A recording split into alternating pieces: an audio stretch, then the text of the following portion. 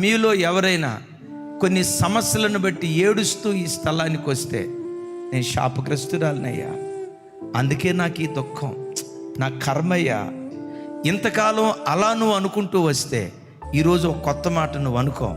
ఇప్పుడు ఏడ్చుచున్న నేను రాబోయే కాలంలో నవ్వే దినాలు దేవుడు నాకు అనుగ్రహిస్తాడు. సాయంకాలము ఏడ్పు వచ్చి రాత్రంతా ఉండిన ఉదయమున నా దేవుడు నాకు సంతోషం కలుగు చేయబోతున్నాడు. ఇప్పుడు ఏడుస్తున్నా నిజమే, ఏడ్పు శాశ్వత కాలం ఉండదు. ఇప్పుడు దుఃఖపడుతున్నా నిజమే, దుఃఖం శాశ్వత కాలం ఉండదు. ఇప్పుడు ఏడ్చుచున్న నా బ్రతుకులో నవ్వే దినాలు దేవుడు అనుగ్రహించబోతున్నాడు అని ప్రభుని నిత్యము మనం స్తుతించుదుం గాక. దైవజనమా, ఇప్పుడు ఏడ్చుచున్న మీరు ధన్యులు. అంటే అన్నయ్య, ఈ భూలోకంలో బ్రతికిన కాలం అంతా ఏడ్పే దేవుడు మనకిస్తాడా? ఈ దేవుడు ఎవరో తెలుసా?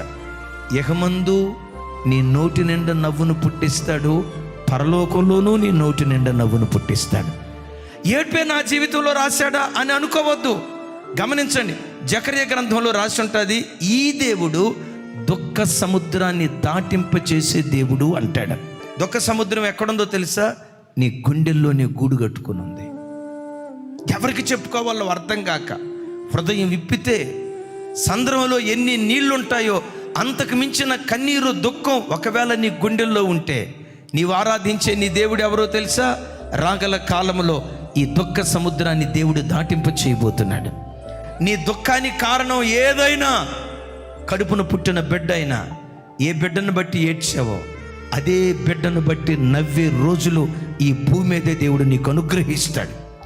ఏ కూతురు అనారోగ్యాన్ని చూసి ఏడ్చావో, ఏ కూతురు ప్రయోజకురాలు కాలదని గుండెల నిండా దుఃఖం పెట్టుకొని, దేవా నా కూతురుని ఆశీర్వదించు, దేవా నా కూతురు నిలవబెట్టని ఏ కూతురును బట్టి నువ్వు ఏడుస్తూ బ్రతికావో, ఏ కూతురును బట్టి ఏడుస్తూ నువ్వు బ్రతికావో, ఒకరోజు రాబోతుంది అదే కూతురును బట్టి నువ్వు గంతులు వేసే దినాలు నా దేవుడు నీకు అనుగ్రహిస్తాడు. ఏ భర్తను బట్టి ఏడ్చావో అదే భర్తను బట్టి, దేవా ఇలాంటి మంచి భర్త నీవు ఇచ్చావు, నీకు స్తోత్రమయ్యా, ఇలాంటి భార్యని ఇచ్చావు, నీకు స్తోత్రమయ్యా, ఇలాంటి మంచి కుటుంబాన్ని నాకు ఇచ్చావు, నీకు స్తోత్రమయ్యా అని గతంలో దేన్ని బట్టి నువ్వు ఏడ్చావో దాన్ని బట్టి నవ్వే దినాలు నిశ్చయంగా దేవుడు నీకు అనుగ్రహించును గాక.